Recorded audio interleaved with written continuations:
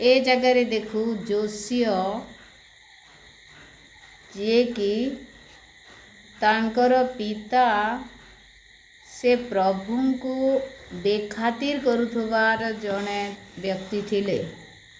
आउ से कौन करथिले किंतु परमेश्वरंकर एक विश्वस्त व्यक्ति थिले बा गोटे विश्वस्त राजा थिले। गोटे विश्वस्त राजा थिले। आ केते वर्षरू से राज्य भार वहन कले 8 वर्षरू से जिहुदार राजा हेले। और जिहुदा को से परिचालना देले। एते कम बयसर गोटे पिला राजा है केवल राजा हेले ताहा नुहे तांकर पिता जहाँ जहाँ पाप करिथिले से सबु विरुद्ध रे से कौन कले कार्य कले। कौन कौन कार्य कले उच्च स्थली सकल से नष्ट करदेले। प्रतिमा सबू नष्ट करदेले। खोदित प्रतिमा आसेरा मूर्ति सब भांगी पकेले। और राज्य रे तांकर राज्य रे एक नूतन वातावरण सृष्टि करने को से उद्योगी हेले बोली वाक्य मान को कहे। एते छोट पिला 8 वर्षर पिला आ जेते ताको 20 वर्ष होउतला ए समस्त योजना से कला ए समस्त चिंता से कले जे मोर देशरे आ कोनोसी खोदित प्रतिमार पूजा हब नाही। तापरे आसिरा मूर्ति को से नष्ट कले अर्थात पूजा पद्धति संपूर्ण भाव से नष्ट करदेले। और जीवित परमेश्वर को अनुसंधान कले बा अन्वेषण कले। जीवित परमेश्वर को से भय कले। तांकर राज्यरू विदेशीय देवादेवी मानंकु से दूर करदेले। ओ जेरूशलेम मंदिर जहाँ जीर्ण शीर्ण हो जाइथिला पुनर्बार से जीर्ण संस्कार पाई से आग को बढ़ेले। जेते बेले आमने देखू जेरूशलेम मंदिर पुनर्निर्माण करिबा निमंते जोशी आगबर हेउछंती। तत्पूर्वरु तांकर पिता तांकर अजा से माने कौन करिथिले जेरूशलेम मंदिर को अशुचि करि देइथिले। जेरूशलेम मंदिर रे समस्त प्रकार आउ कुकार्य सब होउथिला। अर्थात पवित्र मंदिर को अपवित्र करुथबार व्यक्ति माने से माने थिले। किंतु जोशी तांकर बापांक ठारू से उल्टा कार्य करे। एक संस्कार को से आनिले नूतन भाव रे गोटे कार्य करिबा विषय को बुझाए। नूतन भाव रे अर्थात संशोधित हेबा विषय को बुझाए। सबु प्रकार अशिक्षिता को से मंदिररू बा तांकर राज्यरू से काढ़ी फोपाड़ी देले। सबु प्रकार अशुचिता केते एते कम बयसर गोटे पिलार कि विचक्षण बुद्धि। परमेश्वर एते अनुग्रह ताको करिथिले तार बयस को भाविले आउ वास्तव रे आश्चर्य भाव रे परमेश्वर तांका प्रति दया करिथिले। आज जिते बेले जन को 8 वर्ष होउची से कौन करूची केला बुला करची। तो हमें जोशी राजा को देखू 8 वर्ष बयस रे से राजा है जे आउ राजत्व करूछंती। आउ 20 वर्ष बेलको से जानिगले जे जहाँ मानकर देश रे मूर्ति पूजा सब चलती ताहा सब बाहर करे दबा कथा। एक नूतन संस्कार को से आरंभ कले। नूतन विषय को से आरंभ कले। मंदिर को अशुचि करथिबार विषय को मध्य सब दूर कले। आउ से मंदिर पुनर्स्थापन से करी अछंती। मंदिर भग्न हो जाउथबार मंदिर को से नुआ करी गढ़ी तोलिबा निमंते आगे गले।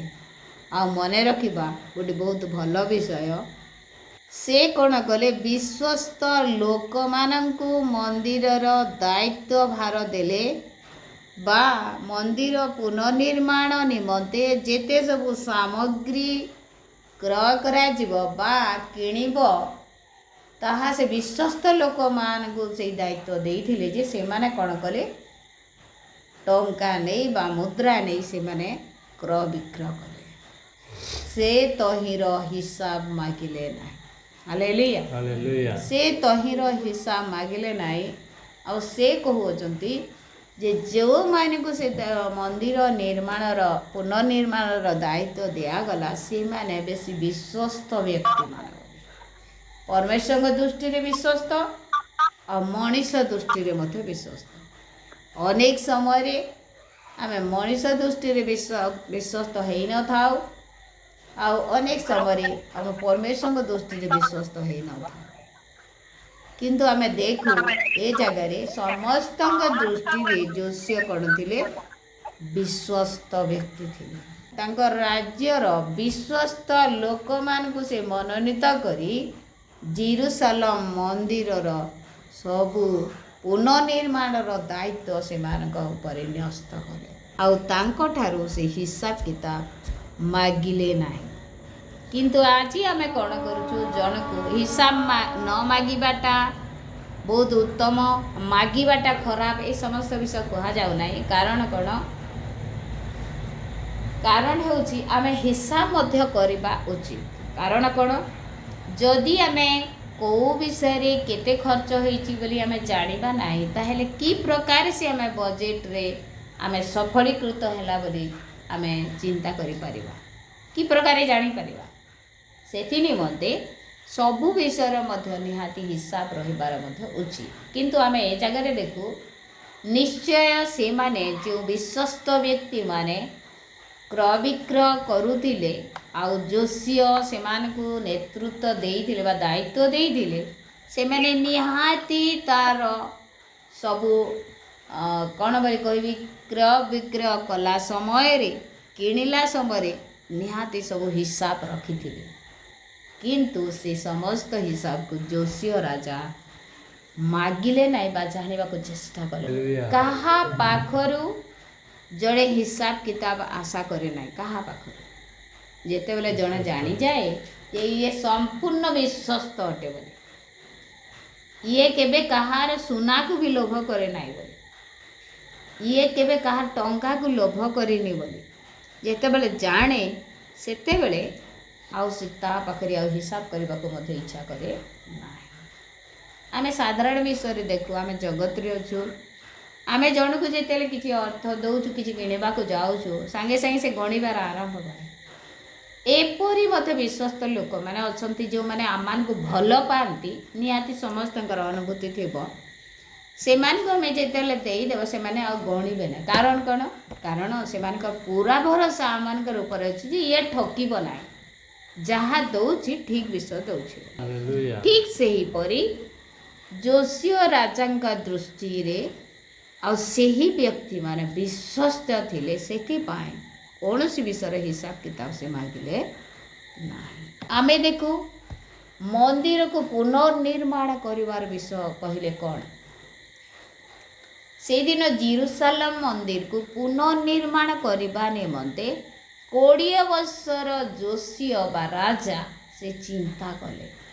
ଆଉ ସେଇଦିନ ସେ ଭାବିଲେ ଯାହା ମୂର୍ତ୍ତି ପୂଜା ସବୁ ଚାଲିଛି ଏଇଟା ସମ୍ପୂର୍ଣ୍ଣ ପାପ ଅଟେ, ପରମେଶ୍ୱର ଆଉ ୟାର ବିରୁଦ୍ଧରେ ଅଛନ୍ତି ବୋଲି ସେ ଭଲ କରି ଜାଣିଲେ। ପରମେଶ୍ୱର ସନ୍ତୁଷ୍ଟ ନୁହନ୍ତି ମୂର୍ତ୍ତି ପୂଜାରେ ବୋଲି, ସେ ବିରକ୍ତ ହେଇଯାଆନ୍ତି ବୋଲି। ଆଉ ସେ କ'ଣ କଲେ? ସବୁ ମୂର୍ତ୍ତି ପୂଜାକୁ ମଧ୍ୟ କାଢ଼ି ପକାଇଲେ। ସମ୍ପୂର୍ଣ୍ଣ ଭାବରେ ସେ ସମସ୍ତ ବିଷୟ ତାଙ୍କ ରାଜ୍ୟରୁ ବାହାର କରାଇଲେ। ଗୋଟେ ନୂତନ ଆଉ ଗୋଟେ ନିୟମ ବା ଗୋଟେ କାନୁନ ଆରମ୍ଭ କଲେ ସେ। ପ୍ରେଜ୍ ଦ ଲର୍ଡ, ହାଲେଲୁୟା। ଆଉ ସେ କ'ଣ କଲେ? ପ୍ରତ୍ୟେକ ବିଷୟର ପୁନର୍ନିର୍ମାଣ ସେ କରୁଅଛନ୍ତି। ମନ୍ଦିର କହିଲେ ଆମେ ସମସ୍ତେ ଜାଣୁ, ଗତ ଦିନମାନଙ୍କରେ ମଧ୍ୟ ଆଲୋଚନା କରିଛୁ। ମନ୍ଦିର କହିଲେ ସେଦିନ ଯୋଶିଆ ରାଜା ଜେରୁସାଲେମ ମନ୍ଦିରକୁ ପୁନର୍ନିର୍ମାଣ କରିବା ନିମନ୍ତେ ଆଗେଇ ଗଲେ। ଆଉ ବିଶ୍ୱସ୍ତ ଲୋକମାନଙ୍କର ଦ୍ୱାରା ତାହା ପୁନର୍ନିର୍ମିତ ହେଲା। ଆଜି ଯଦି ଆମମାନେ ଯେଉଁ ଜାଗାରେ ଉପାସନା କରୁଛୁ ତାକୁ ମନ୍ଦିର ବୋଲି କୁହାଯାଏ ନାହିଁ। ଆଜିର ମନ୍ଦିର ହେଉଛି ପ୍ରତ୍ୟେକଙ୍କର ଅନ୍ତଃକରଣ ବା ହୃଦୟ। आमମାନଙ୍କର ହୃଦୟ ଯଦି ଭାଙ୍ଗି ଯାଉଛି, ଆମମାନଙ୍କର ହୃଦୟ ଯଦି ଅଶୁଚିତାରେ ପରିପୂର୍ଣ୍ଣ ହେଇଯାଉଛି, ଆମମାନଙ୍କର ହୃଦୟରେ ଆମେ ପରମେଶ୍ୱରଙ୍କୁ ସ୍ଥାନ ନ ଦେଇ ଅଲଗା କାହାକୁ ସ୍ଥାନ ଦେଇଛୁ, ତାହେଲେ ଜାଣୁ ଆମେ ଅପବିତ୍ର ହେଇଯାଇଛୁ। ତାହେଲେ ଆଜି ଏ ବାକ୍ୟ ଆମକୁ କ'ଣ ଶିକ୍ଷା ଦିଏ? ଯୋସିୟ ରାଜା ଯେପରି ଜାଣିପାରିଲେ ଯେ ଜେରୁସାଲେମ ମନ୍ଦିର ସମ୍ପୂର୍ଣ୍ଣ ପବିତ୍ର ହେବା କଥା, ଆଉ ସେଥି ନିମନ୍ତେ ବିଶ୍ୱସ୍ତ ଲୋକମାନଙ୍କୁ ଦାୟିତ୍ୱ ଦିଆଗଲା ଯେ ଆଉ ସେମାନେ ପୁନର୍ନିର୍ମାଣ କରିବେ ବୋଲି। ଅର୍ଥାତ୍ ଭାଙ୍ଗି ଯାଉଥିବା ବିଷୟକୁ ଗଠନ କରିବା ନିମନ୍ତେ, ନୂଆ କରିବା ନିମନ୍ତେ କିଛି ବିଶ୍ୱସ୍ତ ବ୍ୟକ୍ତିମାନଙ୍କର ଆବଶ୍ୟକତା ଥିଲା। ଠିକ୍ ସେହିପରି ଆଜି ଯଦି ଆମମାନଙ୍କର ହୃଦୟ ଅଶୁଚି ହେଇଯାଇଛି, କିଛି ପରମେଶ୍ୱରଙ୍କର ବିଶ୍ୱସ୍ତ ଲୋକମାନଙ୍କର ବାକ୍ୟ ଦ୍ୱାରା ଆମେ ଆମମାନଙ୍କର ହୃଦୟକୁ ପୁନର୍ବାର ଶୁଚି କରିପାରିବା। ପ୍ରେଜ୍ ଦ ଲର୍ଡ।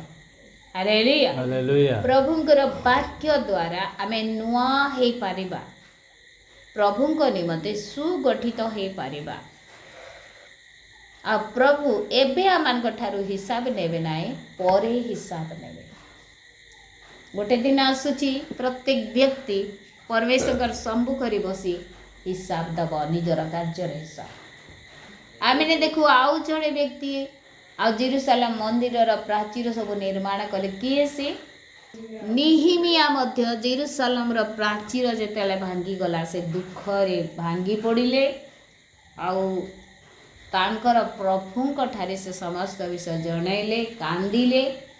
ଆଉ ଲୋକମାନଙ୍କୁ ନେଇକି ସେ ଗଲେ ଆଉ ଜେରୁସାଲେମ ମନ୍ଦିରର ପୁନର୍ନିର୍ମାଣ ସେ କରୁଅଛନ୍ତି ପ୍ରାଚୀର। ପ୍ରେଜ୍ ଦ ଲର୍ଡ। ହାଲେଲୁୟା। ଠିକ୍ ସେହିପରି ଆଜି ଆମମାନଙ୍କର ହୃଦୟ ରୂପକ ମନ୍ଦିର ଯଦି ଅଶୁଚିତାରେ ପରିପୂର୍ଣ୍ଣ ହେଇଯାଉଛି, ଭଗ୍ନାବଶେଷ ଅବସ୍ଥାରେ ଅଛି, ତାହେଲେ ତାକୁ ପୁନର୍ନିର୍ମାଣ କରିବାକୁ ପଡ଼ିବ।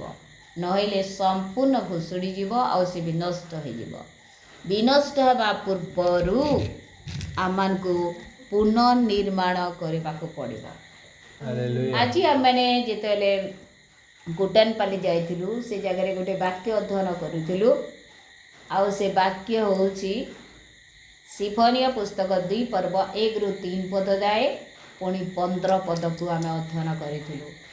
ସେ ଜାଗାରେ ଲେଖାଯାଏ, ତୁମେମାନେ ସଦାପ୍ରଭୁଙ୍କର ଅନ୍ୱେଷଣ କର, କାରଣ ସଦାପ୍ରଭୁ ହେଇପାରେ ସଦାପ୍ରଭୁଙ୍କର କ୍ରୋଧର ଦିନରେ ତୁମେମାନେ ଗୁପ୍ତ ସ୍ଥାନରେ ରଖାଯିବ।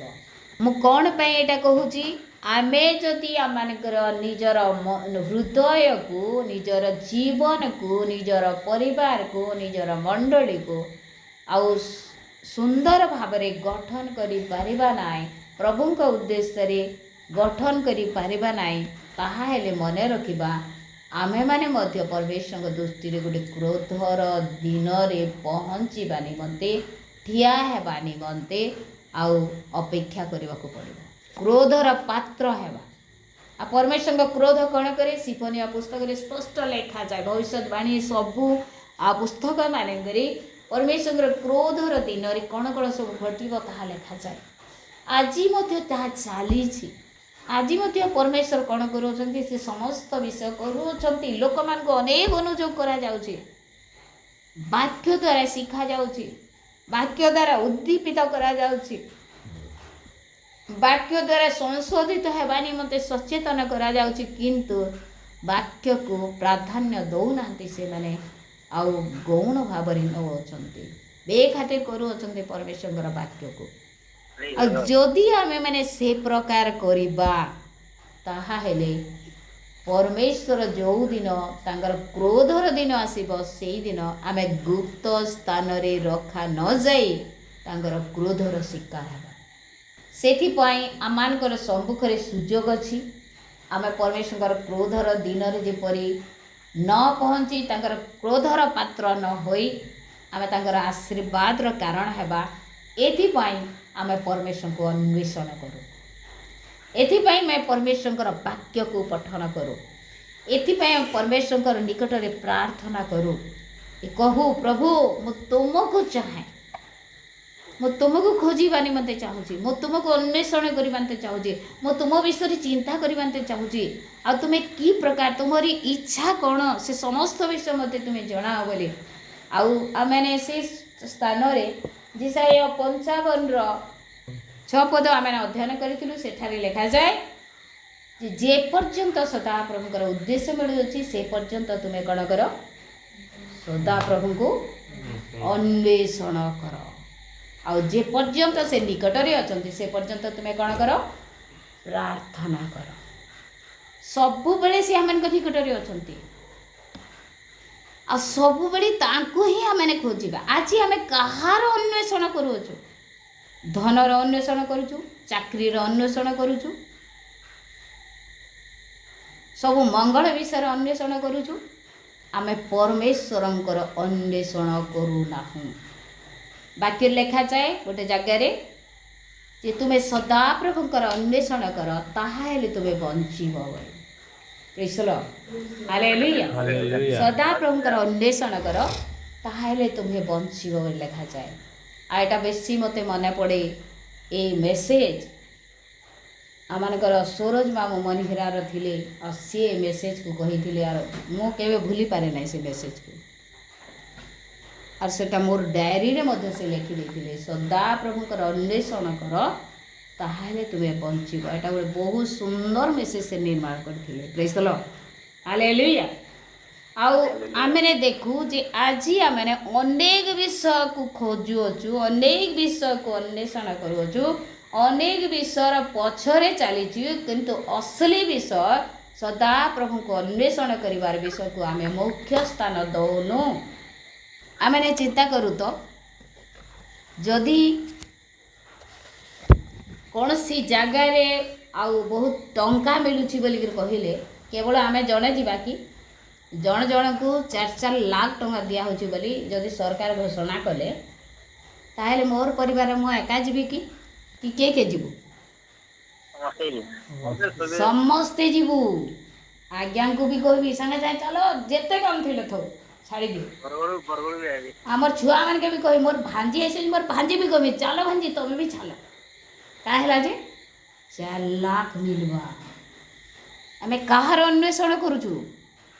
କିନ୍ତୁ ସଦାପ୍ରଭୁଙ୍କର ବାକ୍ୟକୁ ବା ସଦାପ୍ରଭୁଙ୍କୁ ପାଇବା ନିମନ୍ତେ ବା ସଦାପ୍ରଭୁଙ୍କର ଉପସ୍ଥିତିରେ ରହିବା ନିମନ୍ତେ ଆଉ ତାଙ୍କ ନିକଟରେ ପ୍ରାର୍ଥନା କରିବା ନିମନ୍ତେ, ତାଙ୍କର ଉପାସନା କରିବା ନିମନ୍ତେ ଆମେ କେତେ ଲାଳାୟିତ, କେତେ ଖୋଜୁଛୁ ଆମେ ପରମେଶ୍ୱରଙ୍କୁ। ନିଜର ପରିବାରରେ ସମସ୍ତେ ବସି ପରମେଶ୍ୱରଙ୍କର ଅନ୍ୱେଷଣ କରୁଛୁ। ଚର୍ଚ୍ଚକୁ ଯାଇକି ସମସ୍ତେ ମିଶିକି ଆମର ସପରିବାର ପରମେଶ୍ୱରଙ୍କ ଅନ୍ୱେଷଣ କରୁଛୁ।